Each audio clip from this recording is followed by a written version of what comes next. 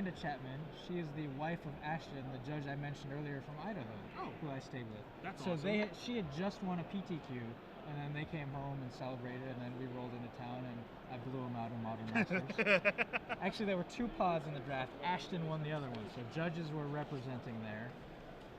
You guys are taking after Rob. That's what you're doing. Rob put all the judges on the map. I've always been a limited specialist, so I pride myself on knowing the archetypes and then being able to switch into them. So Modern Masters really suits me well, having so many diverse archetypes that people aren't as familiar with. I mean, there's no way in a Lorwyn draft that Thundermaw or a Thundercloud Shaman should table. Just under no circumstances. I am with you. And Trust me. people just forgot the power. All right, so both players have rolled some dice. Going to take a look at our opening hands here, and we'll be underway shortly for you guys as John Mytinger on your right is going to be on the play. Let's see if he's happy, as Gerry's already kind of taking a look at his opening hand and seeing if he's happy. How do you feel about that? Do you wait to look at your hand to not give away your reaction? Yeah, it's kind of situation dependent, honestly. I don't really know what I do. I like to say that I lean one way or the other, but I really don't. You know, there are some times where it's just like I want to get the show on the road, take a look at my opening hand. There are other times where I'm just like, I guess I'll wait for you. You know, so. Should I go answer that judge call back there behind them? How fast do you think I can get over there?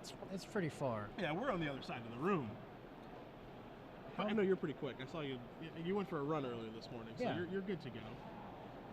You got your exercise. What would be great is if we had the pickup mics, and we could just wander around, and I could go answer that while talking to you on a headset. Hey, one day. Yeah. One day. It's all in the future, I'm sure. We're gonna have your on-field reporters out in the field.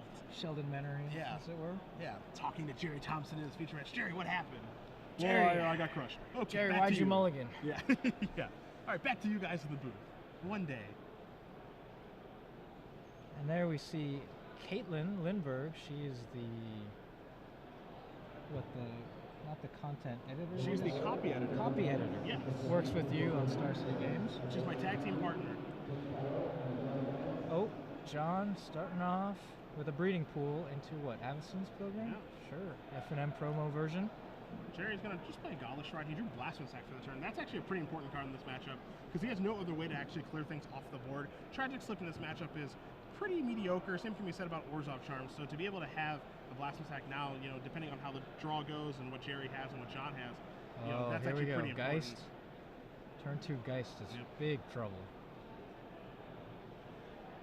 So Gerry already underneath some pressure right now. Yeah, you mentioned not very many ways to interact. The Tragic Slips, the best use is maybe to kill that turn 1 accelerator so that John can't get these turn 2 guys. Or you might need to save them for the Silverblade Paladins to take away that double strike. You see Thompson just has a Sacred Foundry and passes the turn back. So John's going to be able to get in for a healthy amount of damage here, and you see that he just drew an Unflinching Courage. So we're probably going to be in for a world of hurt here. Also known as Armadillo Cloak for all you old school players like me. +2/+2, trample, lifelink. Searchable via Tallowisp. Oh, wow. You're not the only old school one here in the booth, my friend, all right? I've seen many a Tallowisp search up an Armadillo Cloak and or Unflinching Courage. All right, so John is going to tap 3. That is a Courageous Geist of St. Traft, and it's Rancor. So 6 power on the Geist and 4 power on that Angel. You're looking at a 2-turn clock. And he gets that token out. And the thing about the Angel token is that it's not going to help that Blasphemous Act get cheaper, because there it goes, it goes away. He puts it under his Geist to remind himself. He wants to make sure he doesn't forget. I actually kind of like that. I've never seen anyone do that before, but I actually kind of like that. You want to make sure that you don't want to forget that Angel. So this is a potential turn 4 victory here. Gerry with just a Lingering Souls, so not dead yet. You see, like, he's playing Lingering Souls because he wants to try to set up Blasphemous Act, you know, chump block the Angel, take 6 more on the face, and then be able to hopefully, you know, get to Blasphemous Act range. Yeah, the Geist unfortunately has trample from 2 of those auras. And now it has double strike. Yeah, now it has. I don't know if I don't think that's he too can much win. damage. You cannot soak up enough of that trample damage there, especially with the 4 from the Angel. Yep. And that's a turn 4 win, right? That is For exactly John. turn 4. In standard, attacking. Like I said, I love to attack. I don't know if this is actually my style of attack deck, but a lot of respect to John here for pulling off that turn 4 win. I mean, this with is the creatures. again, like, this is a deck in Bant Hexproof that when it's good, it's insane, and when it's bad, it's kind of fumbling around and not even looking like a deck. So, you know, we see that game where you turn 1 Pilgrim, turn 2 Geist, turn 3 suited up, turn 4 you're dead. And when you have draws like that, like no other, like there's almost like no deck that can beat it. But when you have 18 pump effects, almost a third of your deck, you could just end up with one of those draws where you draw too many pump effects. So let's see what's going to happen here with the sideboards. John, even with the convincing win in game 1, what options does he have? So we got 3 Rootborn Defenses, 2 Selesnya Charms, 2 Spell Rupture, 2 Fog, 2 Nearhearth Pilgrim, and 4 Strangleroot Geist. Now, Strangleroot Geist is one that is probably going to come in here. You know, I think that John has a pretty good idea of what he is up against. So as a result, you know, he's probably going to want to board those in. He can have these guys that actually do survive through a Blasphemous Act. As good as Silverblade Paladin was to actually be able to finish off the game, I still think he probably moves those out. Has 8 hexproof guys, 8 guys that kind of survive after Blasphemous Act, and then the 4 Pilgrims. Other than that, I mean, you could see Rootborn Defenses to try to blow out Blasphemous Act if he's able to leave the mana up. And then you could see Spell Rupture as a way to counter Blasphemous Act. So he's actually got quite a few options here. I don't like the Rootborn Defenses on the draw. Okay. Because that actually makes sense, yeah. You want to get out in front and get some creatures down before you leave Rootborn Defenses up. And depending on Gerry's draw, if he gets out a Lingering Souls early, he can really power up that Blasphemous Act. Now we take a look at Gerry's sideboard here. 3 Mark of Mutiny, 3 Profit Loss, 2 Appetite for Brains, 2 Obsidian Ghost Council, 2 Underworld Connections, 1 Cavern Souls, 2 War Leader's Helix. Typically when you look at a sideboard against Bant Hexproof, the cards you're looking for are cards like Devour Flesh, Great Revelation, Barter in Blood. Some people have even moved towards Gaze of the Granite. Of course, Gerry can't play that card. But, you know, those are the kind of cards that you actually look for here. Maybe even Liliana the Veil. Right. You don't see anything like that here. And that's kind of disconcerting. You need non-targeted removal for these hexproof guys, and Gerry doesn't have any, so he's going to be leaning heavily on a Blasphemous Act draw to deal with those hexproof creatures. You know, War Leader's Helix is the card that can kind of mess up the math. Same with Ozat Ghost Council, because it's ways for him to gain life, which he doesn't really have game 1 outside of Blood Artist. But, you know, like a card like Mark of Mutiny, not going to happen. You know, Profit Loss, not going to happen. Appetite for Brains, we got no targets in the main deck and no targets in the sideboard. So that's not going to happen. Obsidat's okay, but again, we're looking at a 5 mana spell where Gerry just died on turn 4. Underworld Connections, I mean, you know, that card's sweet because it lets you draw cards, but what are you even trying to draw to? And it's costing you life points, and your life is super important in this matchup. So I don't think that this is a very good matchup for Gerry. I think it's super important for him to be able to, you know, maybe steal this game while he's on the play and then kind of hope for the best if he does even get to make it to a game 3. But this seems very tough for him if he doesn't draw a Blasphemous Act or just can't cast Blasphemous Act in time. Yeah, we saw, I mean, we don't know what kind of hand he kept there in game 1 if he did not know what he was up against. Certainly a turn 3 Lingering Souls is kind of a generic, what you want to be doing. Yes. But just, he lost too quickly, so now that he knows, he's going to be looking for very specific hands that come out with early creatures. You know, he wants a turn 1 Doom Traveler, a turn 2 Blood Artist, or a Cartel Aristocrat, so he can power up that Blasphemous Act as soon as possible and clear out that first wave. And John, if he doesn't know about the Blasphemous Act, if he doesn't know what variant of the Aristocrats he's up against here, he may walk into that spell. No. And there it is. Gerry Thompson leads with the turn 1 Doom Traveler. So John kept 7 again, and he just has his Temple Guard and says go. So he does not have as fast as a start this game as he did last one with the Avacyn's Pilgrim into one of those broken creatures in Geist of St. Traff, or Invisible Stalker. Gerry's got a Skirsack High Priest and attack with Doom Traveler, so good start. This is exactly as he would want to script it. If he's got that turn 3 Sacrifice Outlet and a Cartel Aristocrat, this is what he wants to be doing. Establish board presence, get a demon out there, maybe finish this off. John has come out with 2 come into play tap lands, 2 shock lands, has no turn 2 play. Gerry is just going to attack for 2, take John to 17, but he's got a Boros Reckoner. And that'll stop most of John's creatures on the ground. Yeah, I mean, he's on curve really well here. I mean, a 1-drop, a 2-drop, and a 3-drop, and now, you know, just the threat of Skursek High Priest is just looming over John's head for the entire game now. You know, depending on what creature he plays, like if Gerry has an Orzhov Charm or a Tragic Slip for the guy that he plays, he kills that, he makes a demon, and makes life difficult. And now John's going to tap some mana, and it looks like it's Silverblade Paladin. Yeah, so no turn 1, no turn 2, turn 3 Silverblade Paladin. It seems like this is a hand that maybe should have been thrown back. Yeah, especially when you're on the draw, too. As John's Cavern does name human, so he can actually cast a Silverblade Paladin. But yeah, when you're on the draw, you have this kind of slow start. I know that the Aristocrats Act 2 doesn't really come out of the gates all that fast, but it is capable of, you know, playing things on the opening turns of the game. And you see Gerry's done that this game. And you still want to establish pressure. Just gonna get rid of that guy with Orzhov Charm. And it looks like he's making a demon. It doesn't look like Gerry's attacking. Yeah, with the way he set up his board there. Makes much more sense just to make a demon. Orzhov Charm that thing. Put a 5/5 into play as they're going to search for a demon token to put onto the battlefield for you guys at home. But there is a 5/5 that's going to be out there in just a moment. And it'll just be Gerry's avatar for now.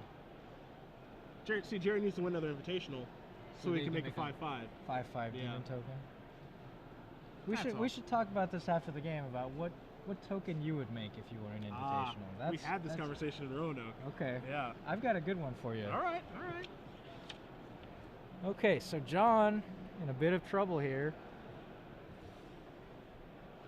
He's got 3 lands. He's got a 4th in hand. He's going to think about his play. And I like this. Think about your play before you play your land, just to make sure, you know, if you have like a Temple Garden or a shock land and you're going to play a 3-drop, that you don't take 2 damage for no reason. Yeah, there's certainly no rush. And you don't want to give away any information about what's going on. He's certainly in some trouble right now as it stands anyway, as he's going to play a Temple Garden untapped and move down to 15. But, you know, even though you're in some trouble, you can navigate your way out of the situation. Make sure that you do get it right. Tap 3, Silverblade Paladin with Rancor or Ethereal Armor. There's Ethereal Armor. It's going to make it a 3/2. Gerry draws a Falkenrath Aristocrat for the turn to go along with Boros Reckoner, Profit Loss, and Blood Artist. So we'll see how he wants to navigate this turn. He's certainly, again, ahead as far as board presence is concerned.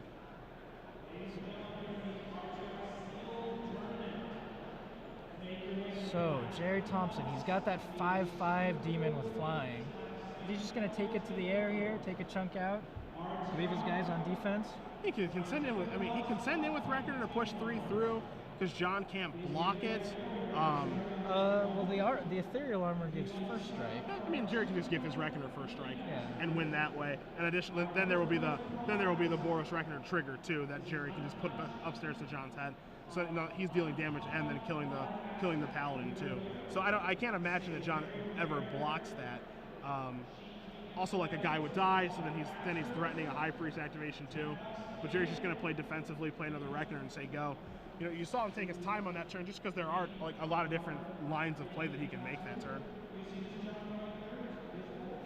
You know, there's even some merit to attacking with the Doom Traveler because if John blocks it and Gerry has a guy for a follow-up, he just gets to pump out another 5/5 demon. So, you know, there's definitely a lot of different, you know, avenues that Gerry could have taken that turn. So again, John had turn 3 Silverblade Paladin, turn 4 Silverblade Paladin. Those aren't the greatest creatures to run out there one at a time. He really wanted to have a 1 or 2 drop to go along with those Silverblade Paladins. Yeah, it makes you wonder if he did board in a card like Strangleroot Geist, the card that I did bring up during sideboarding. It doesn't mean, of course, that he has to bring it in, but you know, Silverblade Paladin does seem to be one of the weaker cards in the matchup. It did allow him to win game 1, but I think he would have won game 1 like on turn 5 instead of turn 4, for example, if he didn't have the Silverblade that turn. So, you know, it makes you wonder if maybe he just thought that, you know, it was so good game 1 where I don't really need to change very much, but you see how he's really slowed down, drastically this game. Here's an unflinching courage. Unflinching courage. Okay, and a voice. So 1, 2, 3, 4, 5, 6. You got a 6/6 Silverblade Paladin there with those auras, with double strike and lifelink and trample. So it's the lifelink that's really valuable here, because he's on 8 life, potentially gaining 12. When I say potentially, most likely gaining all 12 because of the trample. Now the unique thing Gerry can do here is he can double block with both his Boros Reckoners. Yeah. John has to spread the damage, 3 and 3 to each guy, and then the Reckoner triggers are actually going to happen. And before the actual damage happens, he can kind of divvy up what he wants to do here. So he could kill the Silverblade Paladin with both of those triggers before the regular damage, before the second strike. If he does double block there, I think John's best play is to deal all 6 of the first strike damage to the first Reckoner, so that he gets the second strike in. He doesn't have to, because of trample, he doesn't have to split it 3 and 3? No, he can choose to deal all 6 to the first Reckoner, and then he will get the opportunity to deal. Now, we don't know what they're gesturing or saying, but so it looks like, based on the way both Boros Reckoners went away and Gerry targeted the Silverblade Paladin, we're not going to have the double strike. So only 6 life gained for John. Gerry loses a bunch of Reckoners, but he's doing fine. The goal is to not die, right? Sure. But that was a missed opportunity there from John to gain 6 extra life.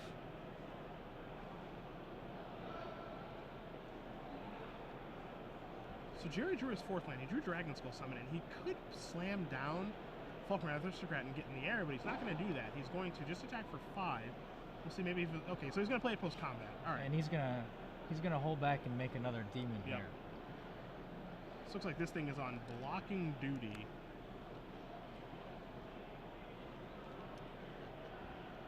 And minorly relevant, the Doom Traveler is a human, so the Vulcan Wrath Aristocrat is going to get a +1/+1 counter out of the deal. There's a Geist Insane Trap. You see John's hand right now. He has a Ethereal Armor, which he's going to cast, and he just has another land in his hand. But no flyers, so this is basically Scoop City. Yep. Gerry sacrifices the Doom Traveler, gives us a Aristocrat +1. Going to make a Demon Token and just get in the air for the rest of it. So we're tied up. Gerry pulled it off. Yep. He had the curve out, 1 drop, 2 drop, 3 drop, and John really did not keep the greatest of hands. He had 2 Silverblade Paladins were his first 2 creatures, and he was able to start auraing them up, but was not really the aggressive start that a deck like this wants to have. Obviously you want to lead with Absence Pilgrim, but if not, you have to have one of the 2 drops, Voice or Invisible Star. If you don't have one of those 3 creatures, I feel like you have to throw it back. These 3 drops are too slow, especially Silverblade Paladin doesn't do anything on its own. Yeah, it's certainly not the most threatening 3 drop in your deck, and also, the big thing there is, I think that hand is somewhat keepable if you're on the play, but certainly not when you're on the draw. Yeah, that is a consideration. So now John will be on the play. I want to see if he's going to change anything, because it does not look like he's gone back to his sideboard. It looks like he's just shuffling happy, and Gerry is, going through his deck, taking a look at his 15. Yeah. Maybe he's going to change his configuration because he's on the play or on the draw. And this is the thing that, is important to kind of note, is that games are much different when you're on the play or when you're on the draw. Yes. So it's important that you want to at least consider changing your configuration of your deck, depending on if you're on the play or if you're on the draw. I know that you want to sideboard cards for a specific matchup, but your game plan changes drastically if you're on the play or if you're on the draw in certain matchups, and probably in a lot of matchups, honestly, when you're playing Magic. Sure. Quick date up for you guys on the back table. We have Chris Anderson, our latest Legacy champion, going to game number 3. And if we're able to cut over to that match for you guys, we certainly will. As Wilmary Cranderson, Elves aficionado, no longer. Nope. So he started with Elves in Legacy, then switched to the Enchantment deck, the Enchantress deck. Yes. But still using forests. Yes. And now no forests in his 75. He has betrayed the folk of the woods. Yes. Real tough guy with his Jace the Mind Sculptors. Real tough guy. And an update from the floor of the Origins Game Fair. I just saw Deadpool walk by. the Marvel quote-unquote superhero. Yeah, so Ryan Reynolds in costume, maybe. Yeah, that was a really different Deadpool than the comics. You know, I actually liked that Deadpool. That movie was pretty bad. Okay. Wolverine's yeah, the origin story of Wolverine. That was like pretty bad, but I actually thought that like that Deadpool was pretty good, along with like the fighting scene he had at the beginning of the movie. And I thought that Lee Schreiber did a really nice job with Sabretooth. The rest of it, borderline unwatchable. But yeah. I liked those. Are you excited about any of the other superhero movies coming up? I am very excited about the new Wolverine movie. Like, very, very excited. I feel like they probably got this one right. And I expect it to actually be quite good. I've not seen Man of Steel yet. I was supposed to see it Thursday at midnight while I was in Roanoke, but I didn't because I'm old and I'm tired.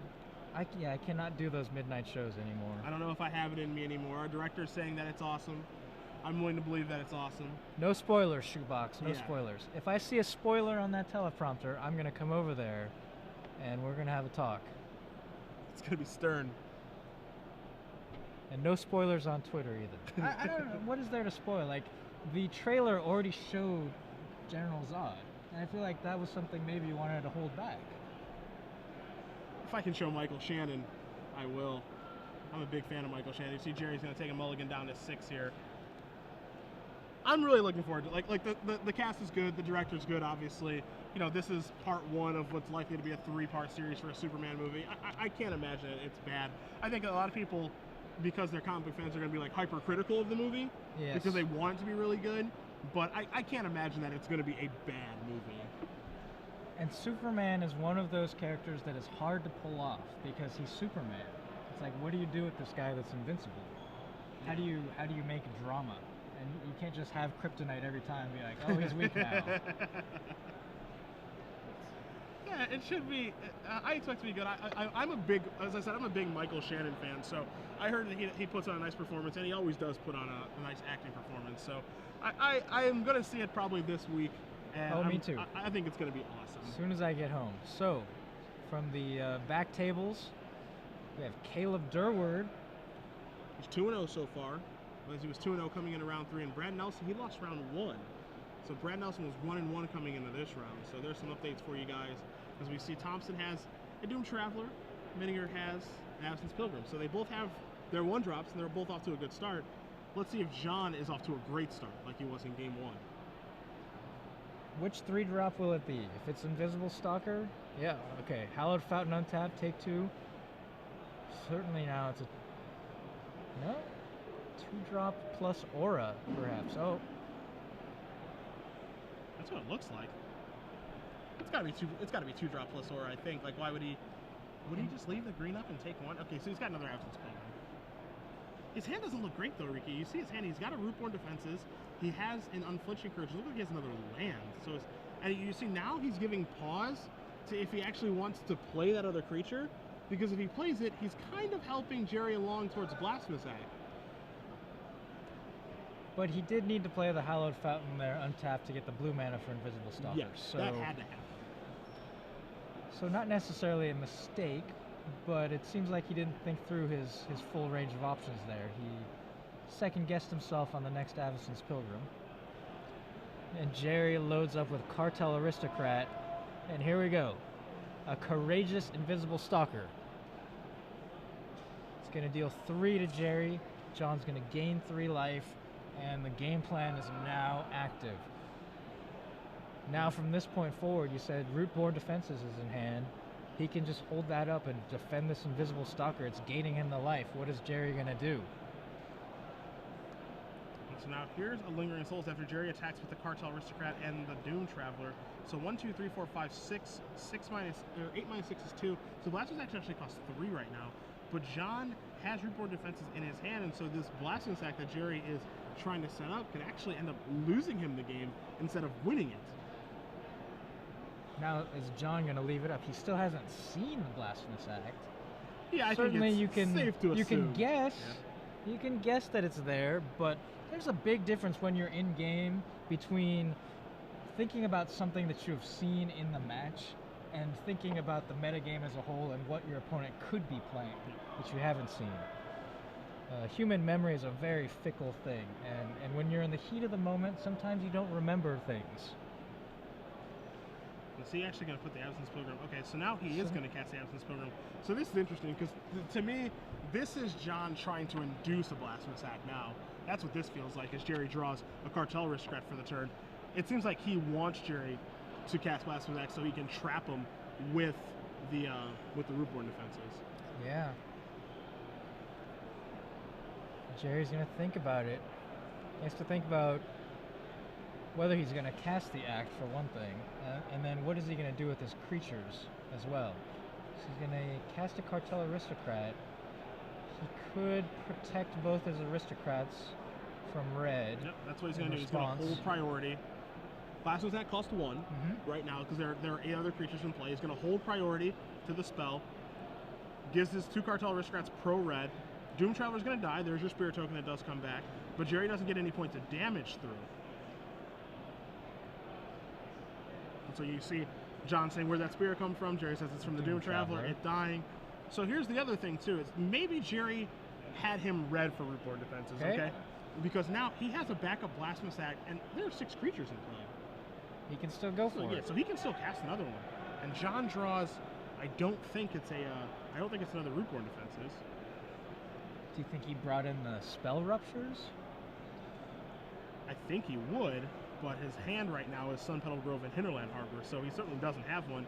And if you're Gerry, like, you can't really play around another one, right? Like, you just have to go for it. Every turn you wait is another opportunity for John to draw another one, so he's only had the 1 extra draw step.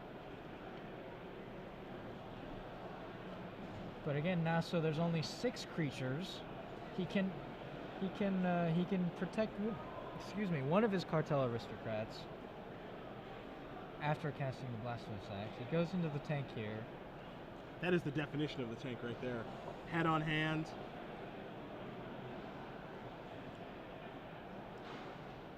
Difficult situation. Head on Hawk. It'd be funny if we saw him like straighten out his mohawk to think. Like, does he need that extra brain power up in the tips of his hair?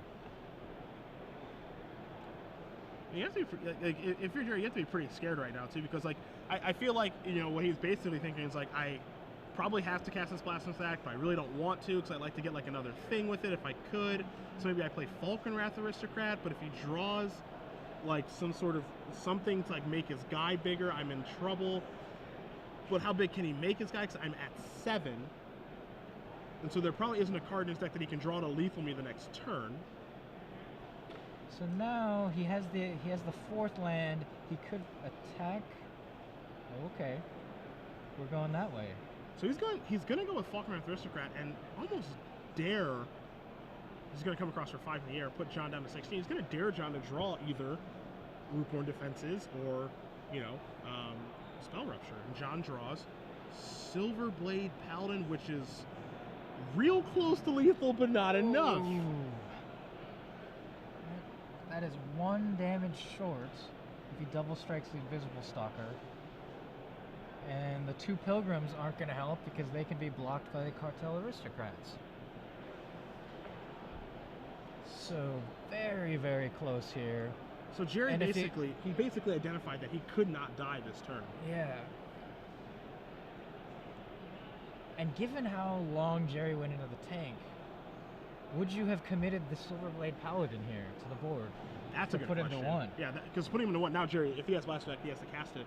Whereas maybe you could trap him last turn, you know, attack him, put him to 4, and then slam down Silverblade. But I think that Gerry was just decided he's just going to cast Blast Attack this turn, no matter what. Sure, of course. And he calculated the damage, he calculated what the worst case scenarios might be, and this was one of them. I mean, double striking the Invisible Stalker was one of the worst case scenarios. So he cast Blasphemous Act, he's going to sack Cartel Aristocrat to Falconwrath Aristocrat to make it indestructible and give it a +1/+1 counter, and the Spirit token gets sacked to the other Cartel Aristocrat to give it pro red, and then here we go. Now Jerry's thought right now is, I have to get this game over with right now. You know, Sure. Nothing else that can be done, because if John draws an Invisible Stalker, It's lethal. yeah, it's lethal because he's at 1. So he needs to get this game over with as soon as possible. John draws a Rancor. That's a brick.